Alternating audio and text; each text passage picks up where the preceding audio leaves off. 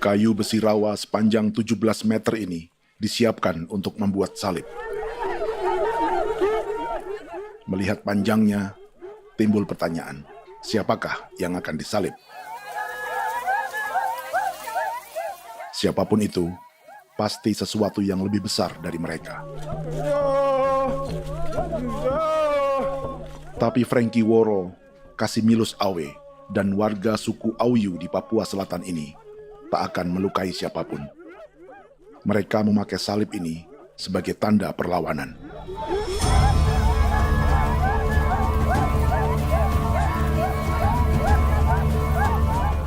Yang mereka lawan memang lebih besar,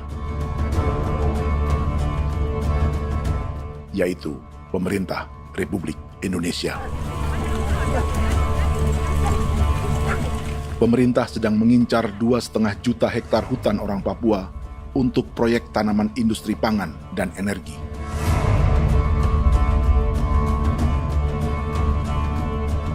Ratusan kilometer dari salib orang-orang Auyu itu, orang Muyu sedang menyiapkan gerakannya sendiri. Tapi kali ini dalam bentuk sebuah pesta. Pesta yang disiapkan oleh marga Kimco Jinibjo selama 10 tahun.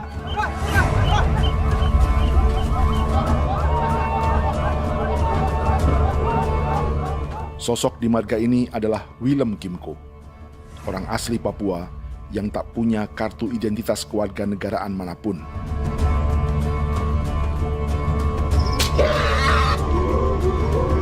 Pesta adat ini sudah cukup langka, tak hanya di Papua, bahkan di kawasan Pasifik dan peradaban Melanesia. Awalnya bayarnya aneh kalau bukan. Itu nih hati kau teker bipnuka, kau teker bipnuka, dan jitana ya kati kau beri barang dipo. Kau memang ambil kau kuning. Ada gagasan dan gerakan sosial di balik pesta orang-orang Muyu ini, sama dengan gerakan salib merah yang dimulai orang-orang Auyu. Salib ini akan menjadi yang terbesar dari 1.800 salib merah yang telah ditancapkan berbagai suku di Papua Selatan dalam 10 tahun terakhir. Ribuan salib merah yang dipadukan dengan palang adat adalah tanda larangan yang menyatukan unsur-unsur adat dan agama. Kami percaya bahwa kalau memang kami sudah tidak mampu untuk menyelesaikan persoalan ini, dalam hal ini perusahaan tidak bisa masuk, berarti kami minta bantuan kepada nenek moyang dan Tuhan. Atribut perang orang Auyu ini diukir atau dilukis, digambar di batang salib ini dengan tujuan bahwa kami larang dengan sangat keras. Jadi apabila siapapun, baik dari antara kita sendiri yang melanggar batas ataupun pihak lain yang mau mengganggu keselamatan hak tanah adat kami, maka kami siap untuk melakukan ancaman perang. Salib-salib ini tidak ditancapkan di halaman-halaman gereja, melainkan di tanah dan hutan adat, di dusun-dusun sagu, dan di tempat-tempat yang disakralkan. Sebab 1.800 palang adat dan salib ini memang bukan semata tentang agama, tapi untuk mencegah negara dan perusahaan memasuki tanah dan hutan adat mereka. Papua bukan Laut.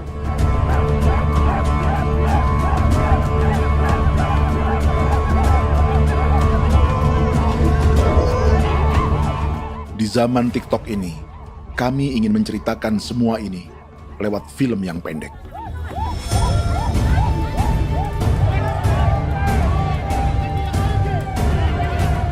Tapi kami jelas gagal.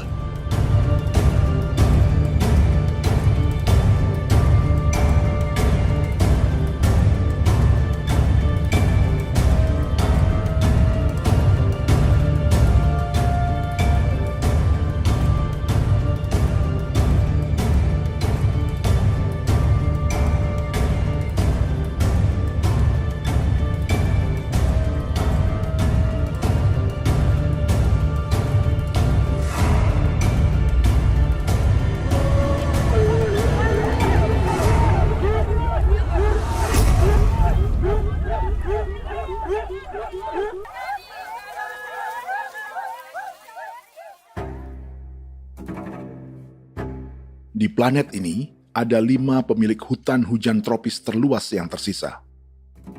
Kongo di Afrika, Brazil, Peru, Bolivia, dan Indonesia.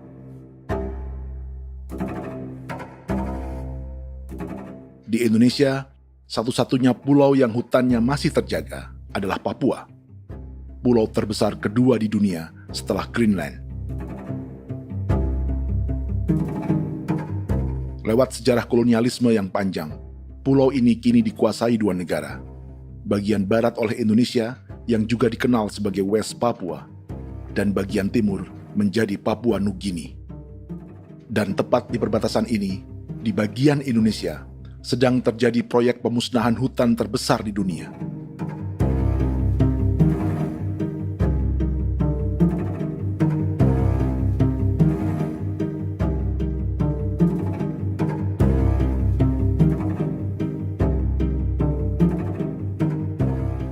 Pemerintah Indonesia sedang membuka lebih dari 2,5 juta hektar hutan untuk sawit, tebu, padi, dan peternakan.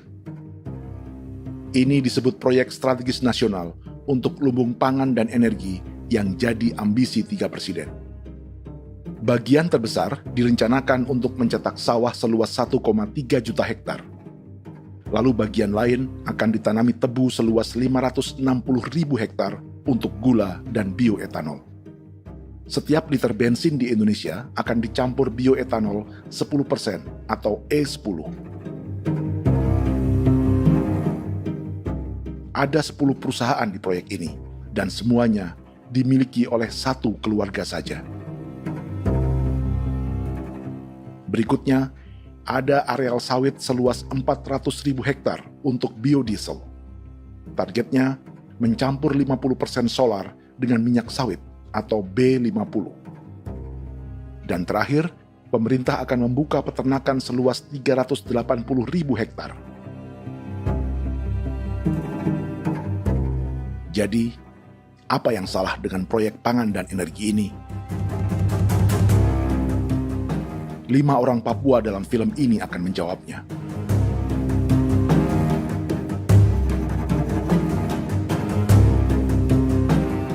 Yang pertama adalah Yasinta Moiwen dari suku Marin.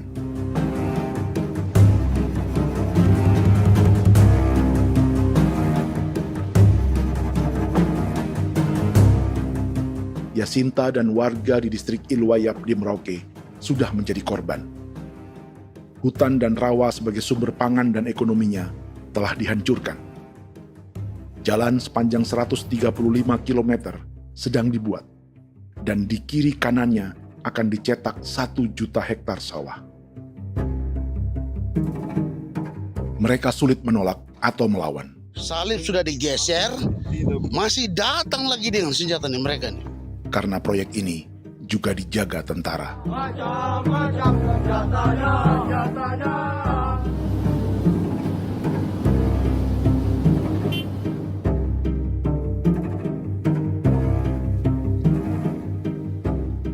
Yang kedua adalah Natalis Buer di distrik Tanah Miring, Merauke. Petani milenial ini merasa ditelantarkan. Sebab setelah hutannya diubah menjadi sawah, sebagian sawah-sawah ini tak tergarap.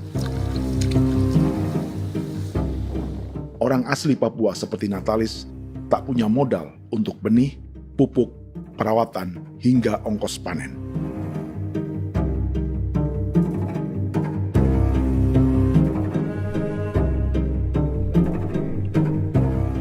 Orang ketiga adalah Vincent Kuipalo dari suku Yenan di distrik Jagebob, Merauke. Vincent dan suku Ye sedang menjadi korban. Hutan adat orang-orang Ye sedang dihancurkan untuk perkebunan tebu dan bioetanol. Tanah mereka juga diincar untuk markas-markas militer, pasukan yang akan menjaga proyek pangan dan energi ini.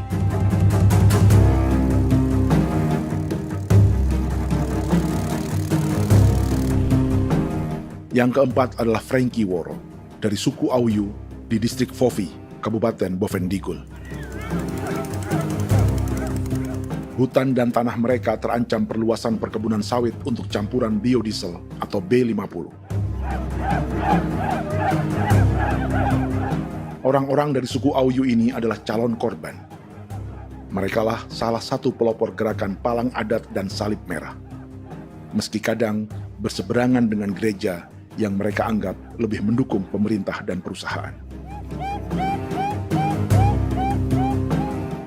Mereka bahkan sedang merencanakan gerakan yang lebih besar, dengan salib yang lebih besar. Tanah milik Somu Sobisiba itu bahwa tanah ini diciptakan oleh Tuhan dan memberikan warisan kepada kami. Kami ini hanya hak jaga.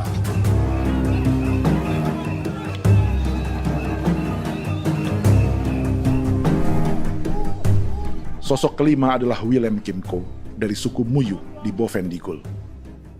Tokoh adat dari Muyu ini hidup di garis belakang proyek negara, sehingga belum menjadi korban.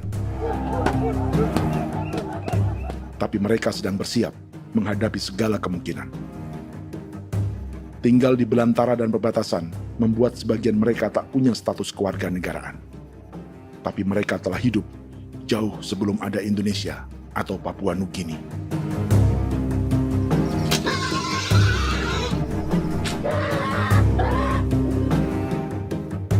Kelimanya mewakili jutaan orang asli Papua yang sedang terancam eksistensinya. Jika kita merasa kepunahan peradaban Neanderthal di Eropa, Aztec dan Inca di Amerika, atau aborigin di Australia adalah sejarah masa lalu, film ini menceritakan bagaimana pemusnahan sebuah bangsa dan kepunahan sebuah peradaban sedang terjadi di masa hidup kita. Kepunahan bukan karena kerusakan lingkungan dan ruang hidup semata, juga karena dihantam 60 tahun operasi militer.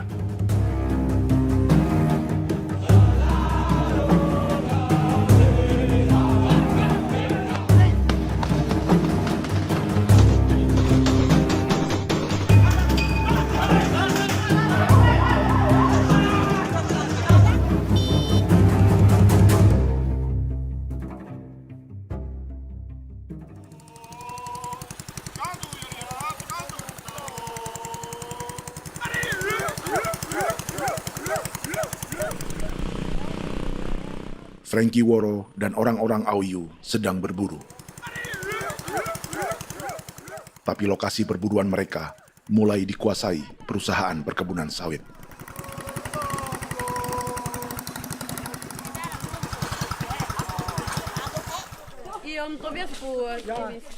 Kita akan menuju arah ke Inabusu. Di sana kami akan masuk di wilayah konsesi perusahaan PT Indo Asiana Lestari, dan di situ ya ada survei-survei mereka yang mereka pernah lakukan, tapi juga kami ada lakukan tanda-tanda saksi di sana.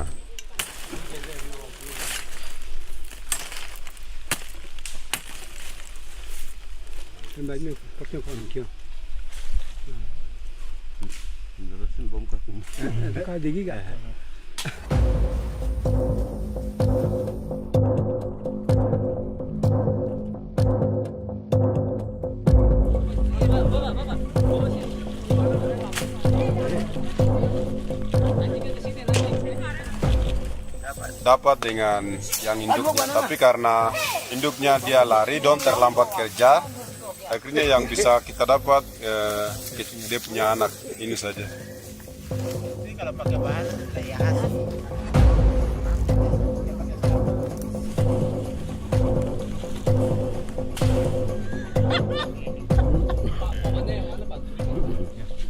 Pohon ini pohon bitanggur, dia punya kayu ini kita biasa gunakan untuk kerja perahu, dan juga kulit depu getanya itu kita pakai untuk kerja ini, panah-panah ini lem, jadikan lem ini, panah-panah.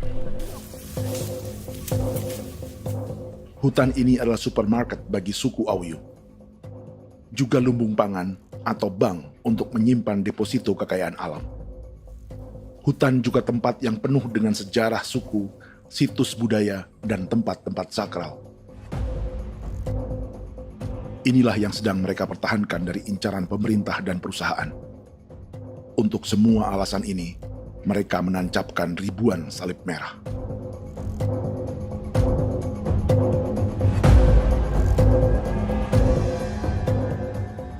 Tapi dari kampung, warga suku Auyu memberi kabar pada Frankie tentang intimidasi oleh aparat negara agar mereka melepas tanah ke perusahaan sawit dan berhenti memasang palang adat dan salib merah. Ada beberapa titik yang saya sudah siap, tetapi di sini emergensi dari saya, terutama di Kampung Sokangon, PT Damai Timber.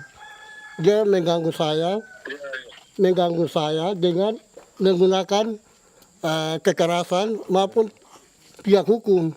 Dan kemarin saya ada pernyataan penolakan secara resmi, tapi masih tetap dengan menggunakan pihak hukum untuk masuk, untuk harus dituntut saya untuk harus diterima perusahaan itu. Kita di situ ada 15 marga, tetapi 15 marga juga tidak setuju. Marga-marga siapa yang terima dan marga-marga mana saja yang menolak. Nanti kita lihat dari pertimbangan itu, dan di situ dan kita undang mereka untuk bicara dengan kami. Sebagai sosok yang aktif dalam gerakan, warga Auyu terus memberi informasi lapangan kepada Frankie yang tak selalu berada di kampungnya. Izin pernyataan yang mereka paksa saya untuk tanda tangan itu, tapi sementara saya tidak tanda tangan. Data semua ada di tangan saya. Ya. Baik, kalau gitu itu lebih bagus karena tanda tangan itu yang berbahaya. Iya.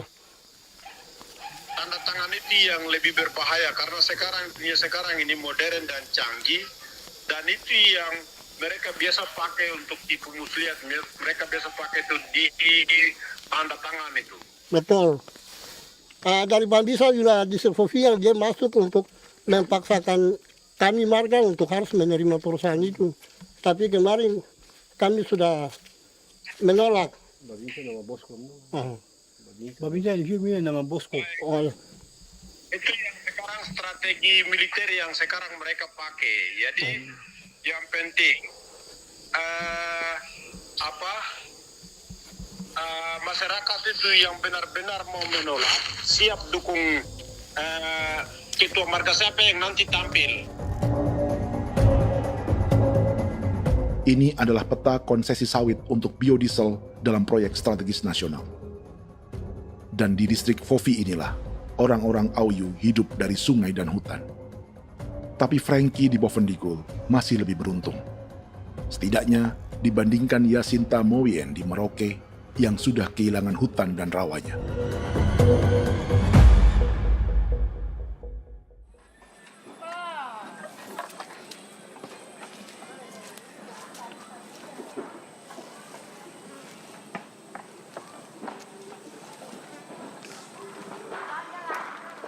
Yasinta dari suku Marin adalah petani sayur di Kampung Wanam, distrik Ilwayap, Merauke.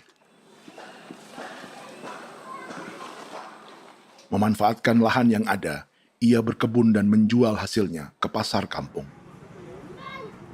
Ini ekonomi warga di Wanam untuk menghasilkan uang, lalu memberi barang kebutuhan yang tak bisa mereka produksi sendiri. Tapi kehidupan sebenarnya ditopang oleh ekosistem hutan dan rawa. Inilah sumber pangan utama dan peradaban mereka.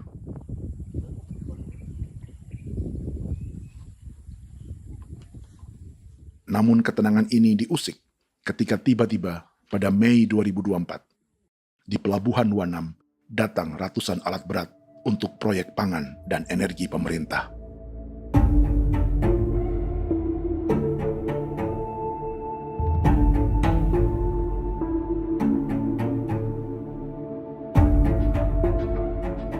Kami masyarakat setempat kami tidak tahu. Kami kaget pagi-pagi kapal sudah ada di pelabuhan kami.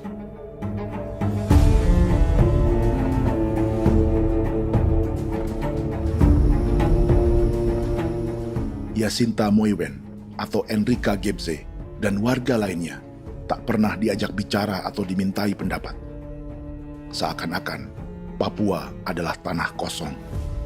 Kita suka kaget yang dong bawa turun alat berat dong bawa turun, kita kaget masyarakat. Dorang subongkar itu kayu-kayu.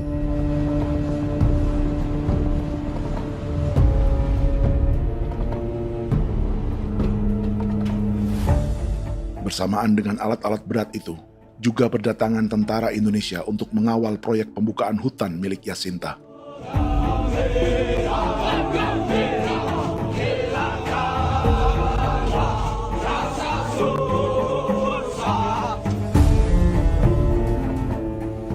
Ribu alat berat didatangkan dari Cina ke Papua oleh perusahaan bernama John Lin Group sebagai kontraktor pemerintah. Ini disebut sebagai pesanan eskavator terbesar di dunia dengan nilai 4 triliun rupiah. Misinya membuka hutan dan rawa milik orang Marin, salah satunya untuk membangun jalan sepanjang 135 km. Sementara di kiri kanannya akan dicetak sawah yang ditargetkan seluas 1,3 juta hektar. Jalan berupa garis lurus ini bukan rute tradisional ekonomi masyarakat. Jalan ini akan menghubungkan kawasan perkebunan sawit dan tebu di sebelah timur, juga untuk mobilisasi pasukan militer. John Lin Group adalah perusahaan yang dimiliki Andi Samsudin Arsyad atau yang dikenal dengan Haji Isam. Sebagian orang mengenalnya sebagai pengusaha yang hobi balapan mobil.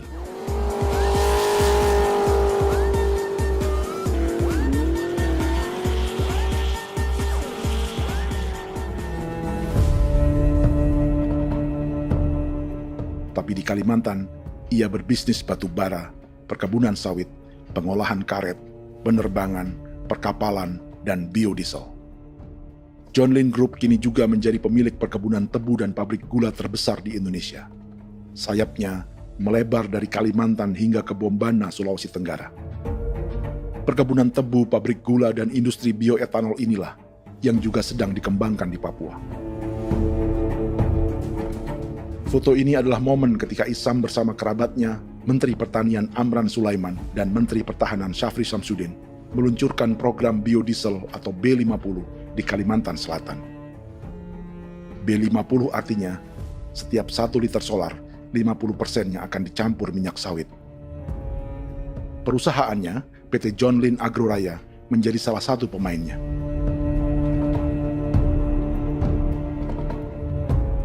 Sepanjang tahun 2025, saham PT John Lin Agroraya pernah naik hingga 700%.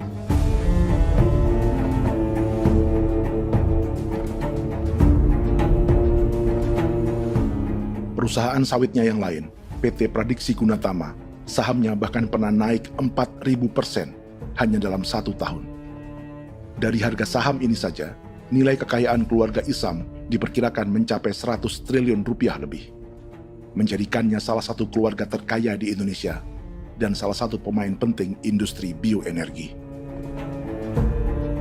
Dan di Papua Selatan inilah sebagian sawit-sawit untuk mendukung program B50 akan ditanam.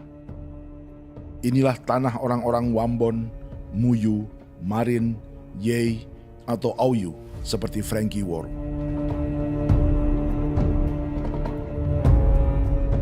Haji Isam pernah menjadi tim kampanye nasional Presiden Joko Widodo dalam pemilu 2019 saat melawan Prabowo. Bintang Mahaputra Utama diberikan kepada Saudara Andi Syamsuddin Arsyad. Beliau berjasa luar biasa dalam mendorong pertumbuhan ekonomi daerah maupun nasional. Setelah menjadi presiden, Prabowo memberi gelar kehormatan Bintang Mahaputra Utama pada Isam.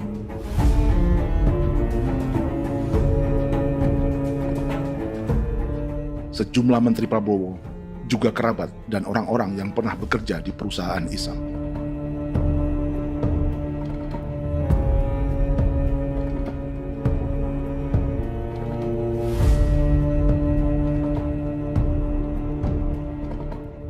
Lawan sebesar inilah yang sedang dihadapi Jacinta di kampung Wanam, Merauke. Atau petani perempuan lain seperti Enrika Gebse. Jadi alam kita ini sudah rusak. Jadi kita itu biasa jalan dari sini tuh harus pasang jerat di situ, harus cari makan di situ lagi. Itu tempat-tempat itu pasang-pasang jerat, tempat babi, rusa, sekarang sudah tidak ada lagi.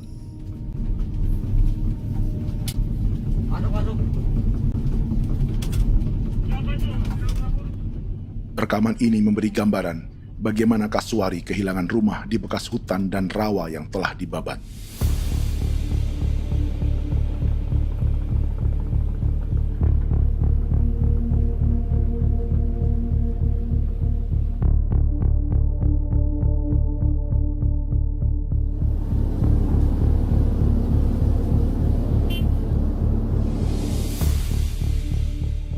Keterlibatan tentara dalam proyek pangan dan energi di Papua memakai dalih bahwa ancaman terhadap negara kini tak hanya perang secara militer, tapi juga melalui pangan dan energi. Kementerian Pertahanan pun terlibat karena proyek ini dianggap operasi militer selain perang. Jadi tugas kamu adalah menjaga sumber cadangan pangan nasional. Macam-macam senjatanya, Proyek ini menambah panjang alasan mempertahankan kehadiran tentara di Papua dalam 60 tahun terakhir. Saat ini, jumlah tentara Indonesia di Papua mencapai 56.000 personel, atau ada 1 tentara untuk setiap 100 orang Papua. Bandingkan dengan rata-rata nasional, di mana hanya ada 1 tentara untuk 696 penduduk Indonesia. Itu belum termasuk polisi. Artinya, 1 orang Papua dijaga lebih banyak senjata dari rata-rata penduduk Indonesia. Tanah dan hutan diambil secara sepihak untuk kepentingan pembangunan batalion dan bandar antariksa. Ini bentuk perampasan masyarakat.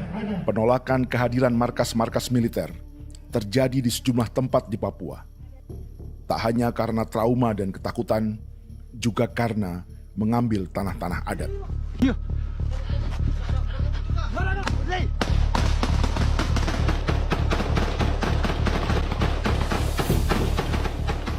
Salah satu alasan mengapa militer terus ditambah di Papua, karena masih ada perlawanan dari Organisasi Papua Merdeka atau OPM selama 50 tahun terakhir.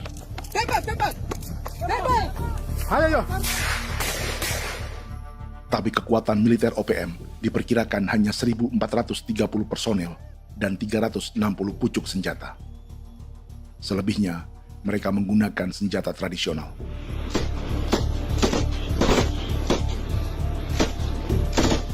Dengan demikian, kekuatan tentara dan polisi di Papua 58 kali lebih besar dari gerilyawan Organisasi Papua Merdeka.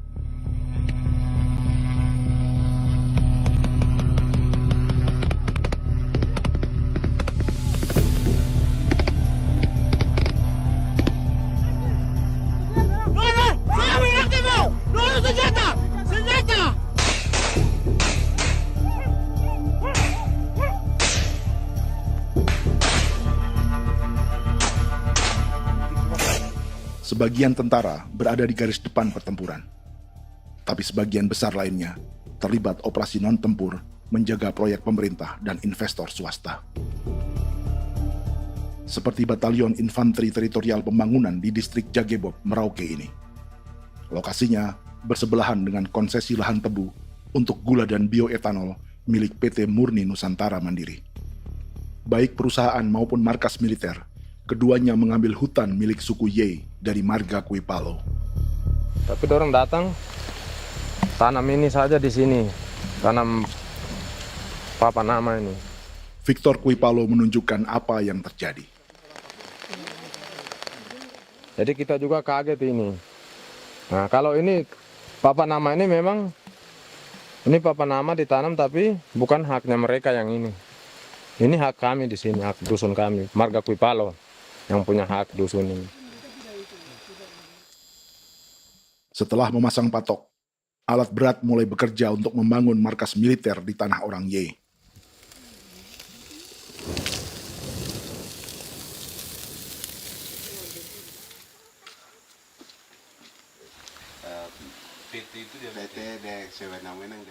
Kehadiran markas militer mengkhawatirkan warga yang pernah mengalami trauma.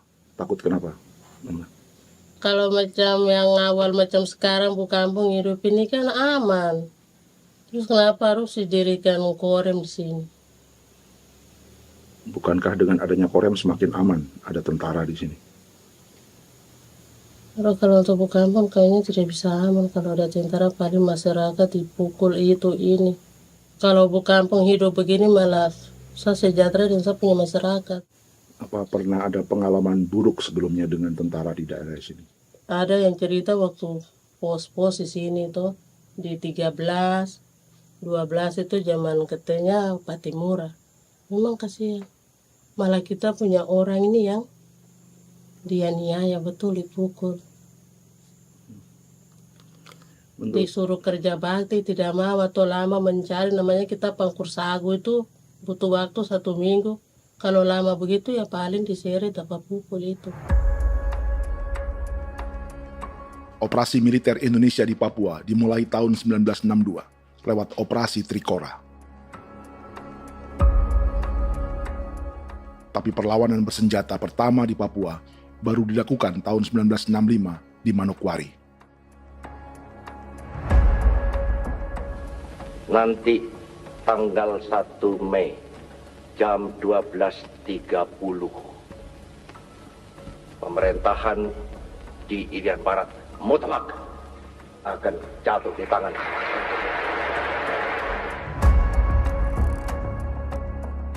Sejak itu, selama 60 tahun, operasi militer untuk menaklukkan Papua terus dilakukan.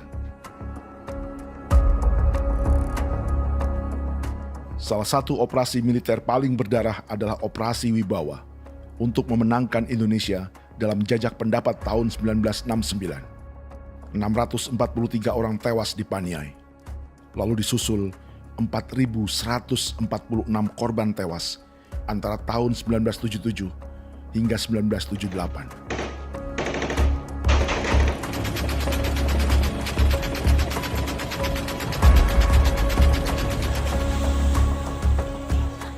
Operasi militer ini menimbulkan gelombang pengungsian hingga kini. Dewan Gereja Papua mencatat 103.000 orang menjadi pengungsi pada tahun 2025 dan nyaris tak diberitakan media-media Jakarta.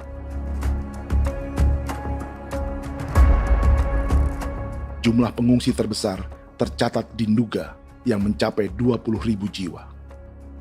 Banyak di antaranya yang sedang hamil, seperti Jubiana, salah satu pengungsi Nduga. O tagarik misi kagi be muguru kumpul selare di namen wane gosem bigari me egirik munene an nimbo misle bok selare ne wam dagyak lok prak nde oyi gore bangal no so ndak lok yo nandam yanet ndang no yat nde nanendi ko nerwa membri wal marwa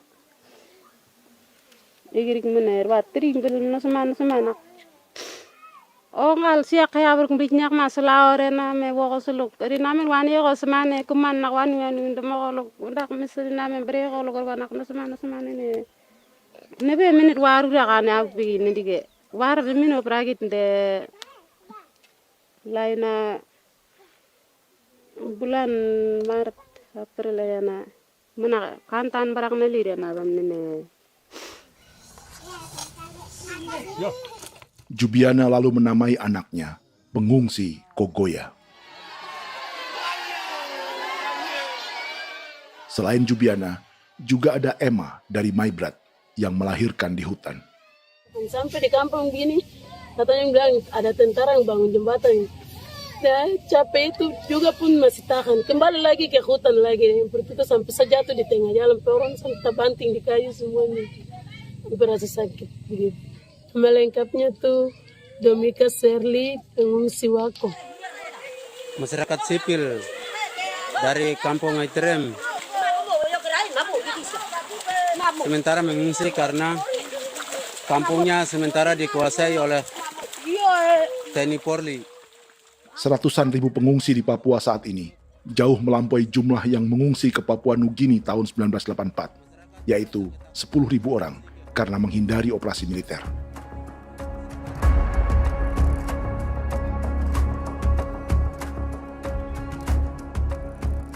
Bersamaan dengan operasi militer, eksploitasi sumber daya alam Papua juga dilakukan sejak masuknya tambang emas dan tembaga Freeport pada tahun 1967.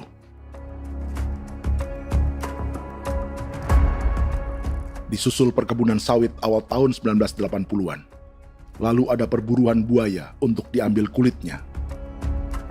Sebelumnya, ada eksploitasi gas alam di Teluk Bintuni, pencarian besar-besaran kayu gaharu, atau pembukaan hutan tanaman industri.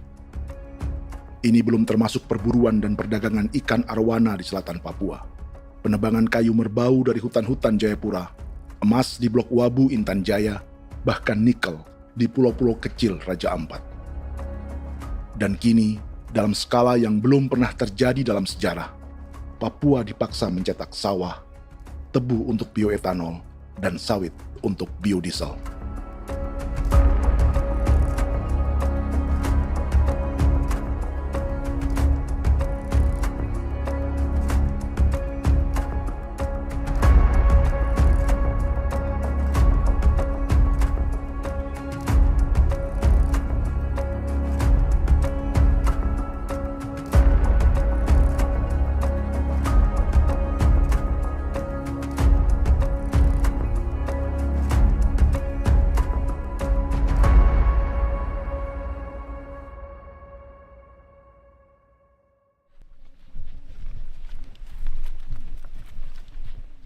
Inilah yang sedang menimpa keluarga Vincent dan Victor Kuipalo di Merauke. Hutan mereka diambil untuk markas militer dan industri perkebunan, PT Murni Nusantara Mandiri. 1 dari 10 perusahaan yang diberi konsesi untuk menanam tebu dan memproduksi gula serta bioetanol seluas 52.000 hektar.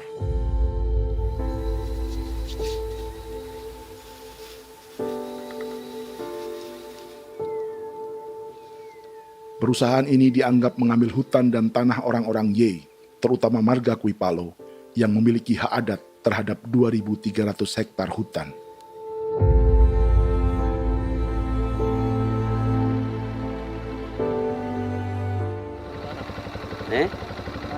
Tentara? Tentara. Oh iya, tentara.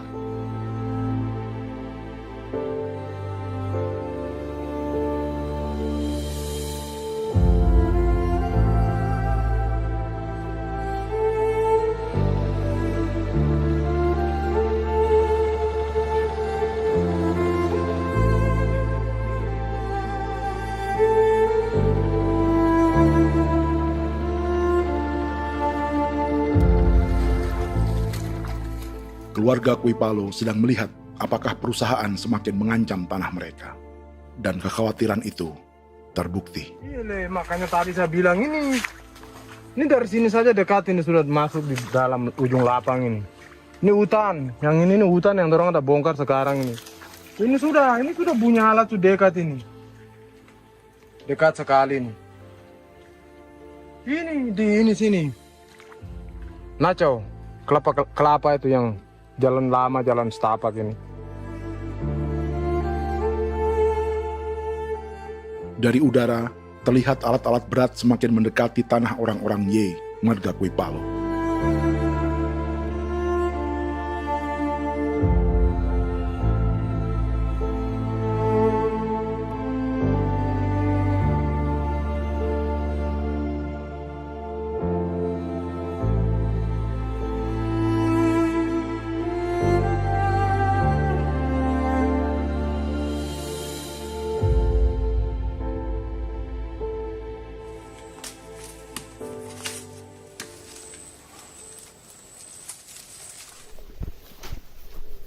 Keesokan harinya, Victor dan kerabatnya memberi tanda cat merah di pohon-pohon yang berada di batas tanah mereka.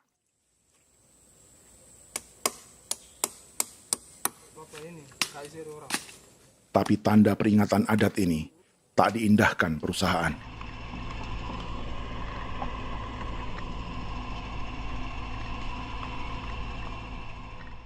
Dua bulan kemudian, perusahaan tetap memasuki tanah marga Kuipalo. Sama.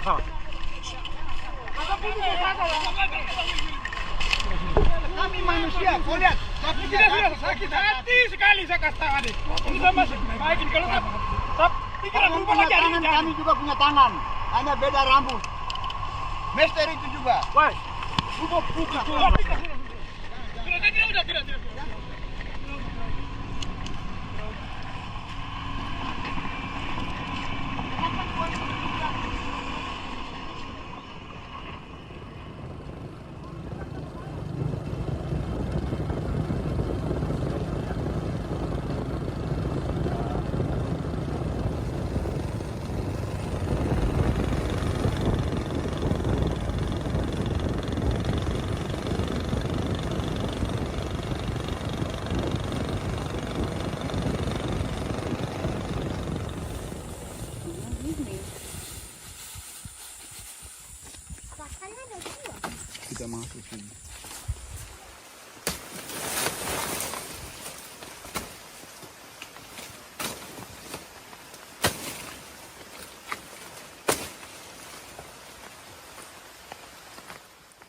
Jadi ya untuk itu seperti saya katakan tadi, apakah lebih baik kita tidak usah ada kan atau bagaimana, kita pisahkan, pisahkan dari negara ini kan, jangankan tuh. Saya kemarin bicara sama Daniel, datang sama saya dengan persoalan Kodam ini. Saya bilang, Pak Daniel, kalau lebih baik saya ngungsi ke Papua Nugini. Dia bilang, aduh Bapak jangan begitu. Ya memang, kalau tidak bisa menghargai kami, lebih baik pilihan yang itu yang saya memilih. Lebih baik saya pindah dari sini. Saya mengungsi ke Papua Nugini, di negara tetangga. Masih di laut. Apa? Ada ini. Makanya saya bilang sama Kapolsek, Pak, Agustus ini, 17 Agustus saya tidak kasih naik bendera merah putih. Saya bendera ada, nanti saya taruh di meja. Bendera saya ada. Karena saya punya pikiran percuma, kita ini merasa bahwa kita hidup di bawah naungan merah putih. Ternyata merah putih tidak lindungi kami. Tidak anggap kami sebagai kami rakyatnya. Dia lambang negara. Dan kami menghargai lambang negara itu. Ternyata lambang negara ini, kita bernaung di bawah lambang negara ini, kita tidak dilindungi.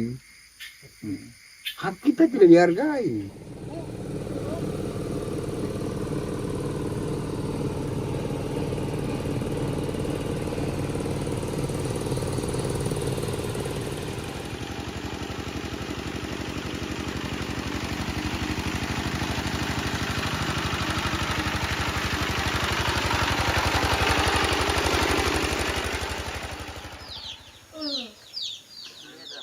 Marga Kuipalo dari suku Ye terus mendapat teror dan intimidasi agar melepas tanah mereka yang hanya dihargai Rp300.000 per hektar. Tapi mereka tidak berjualan tanah. Makanya mama itu tidak suka untuk lepas tanah. Untuk apa? Baru di dalam hutan itu ada obat-obat tradisi. Itu sudah Kalau macam ada sayur juga, kita ambil sayur yang dia tumbuh sendiri.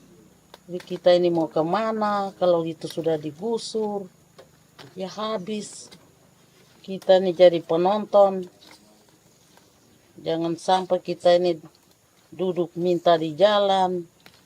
Jadi kita tidak mau seperti itu.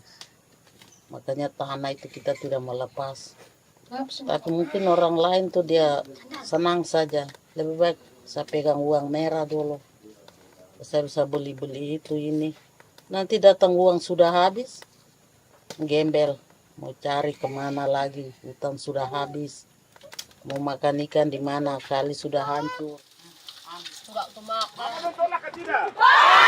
Seperti Yasinta di Wanam, suara dan gerakan kaum perempuan Papua sangat nyaring dan tak bisa diabaikan.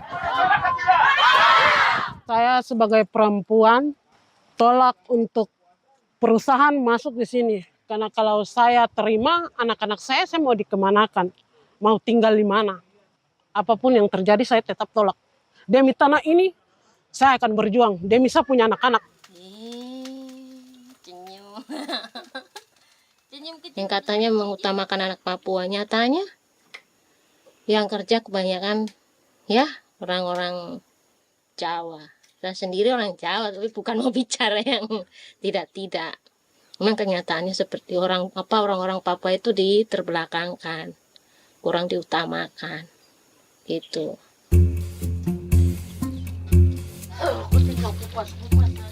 Proyek food estate seperti mencetak sawah, bukannya tak diikuti warga Papua.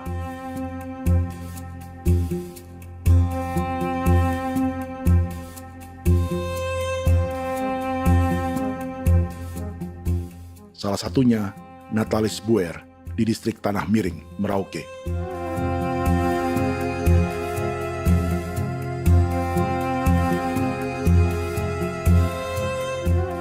Setelah menghabisi hutan, pemerintah Indonesia mencetak sawah untuk tanaman padi karena beras mulai menjadi makanan pokok menggantikan sagu.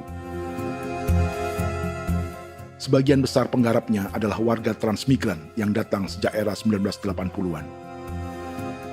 Bahkan petani transmigran sudah ada sejak Belanda membuka proyek padi kumbe di distrik Kurik. Lokasi yang sering jadi langganan pejabat Indonesia memamerkan sawah di Papua. Tapi Natalis juga ingin belajar menanam padi atau bersawah. Namun ia kesulitan karena dibutuhkan modal untuk benih, pupuk, hingga pemeliharaan dan panen. Lalu sawah-sawah ini pun mulai dikuasai pendatang.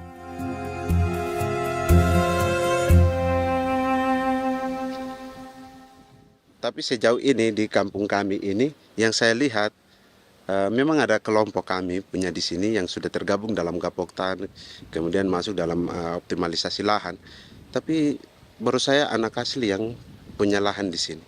Mereka tidak punya. Pemerintah dalam hal ini adalah Kementerian Pertanian bersama-sama Kementerian Pertahanan yang dalam hal ini pada garis di bawahnya adalah TNI Angkatan Darat, memberikan support yang maksimal kepada masyarakat khususnya di Merauke dalam rangka. Saya kemarin habis 9 juta.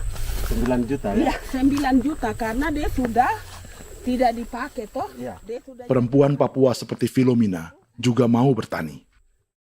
Pemerintah memberi bantuan Rp900.000 per hektar lewat program optimalisasi lahan atau OPLAH. Tapi dibanding biaya produksi dan harga jual gabah, Filomina mengaku berkali-kali rugi dan kini memutuskan tak lagi menggarap sawahnya. Terus kita harus cari uang untuk kondek. Betul. Karung kita beli. Karung beri sendiri lagi. Tenda kita beli. Ini dari yang offline ini don tidak siapkan. Tidak ada. Tidak ada ya, jadi mama don sendiri. Itu yang saya ada bilang, 900.000. Itu modal untuk kerja sawah ini. Mulai dari kerja sampai nanti panen. Panen. Wih, ngeri sekali. Iya, lucu toh? Tidak dapat itu. Betul, Mam. Dong pemaksud begini. Kalau disuruh tanam ubi berhektar-hektar, mari datang. Kita tahu cara rawatnya bagaimana, Iya.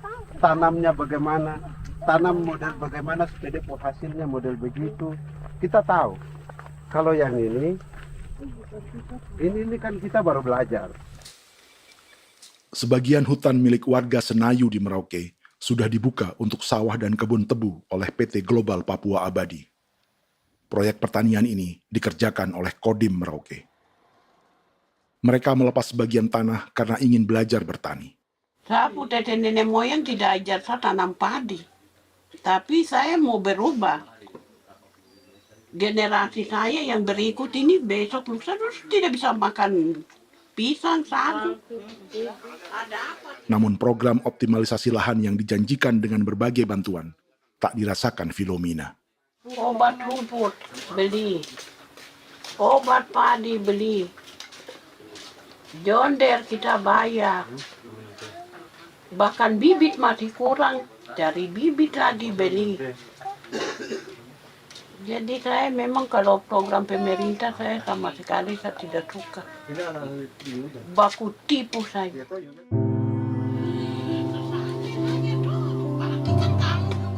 Mereka merasa ditinggalkan sendiri, jatuh bangun belajar bertani padi. Sementara sumber pangan dan air yang semula mudah didapat, kini telah berganti sawah dan kebun tebu. Dulu kita masih bisa jalan, nanti masak di kali, pakai air kali. Minum pakai air kali. Sekarang, kok mau masak? Tidak ada air, Air sudah susu, mau minum tidak bisa. Sudah dengan obat. Drone semprot tebu itu saja drone. Drone yang semprot. Saya lihat di itu. Jadi kita bukan drone yang terbang di atas untuk disemprot. Dong lempar pupuk di bawah ya dia mengalir ke kali. Mengalir ke kali, ke rawa-rawa.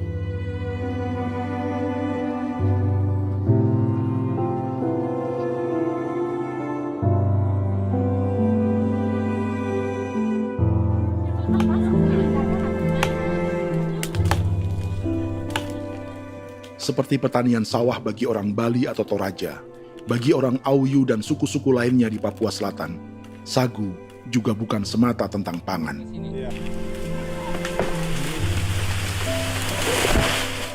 Bagi orang Auyu dan Marin, sagu adalah kerabat, sosok orang tua, sosok nenek moyang yang harus dijaga dan dilindungi.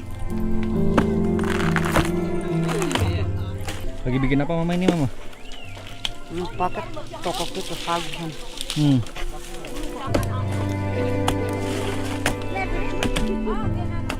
Kami diingatkan oleh leluhur, sagu itu tidak boleh digusur dan tidak boleh diganggu dengan cara apapun, dan di dalam rangka kepentingan apapun tidak boleh. Kamu harus bela, bahkan sampai nyawa pun harus menjadi taruhan demi membela keselamatan pergerakan sagu di atas tanah ini.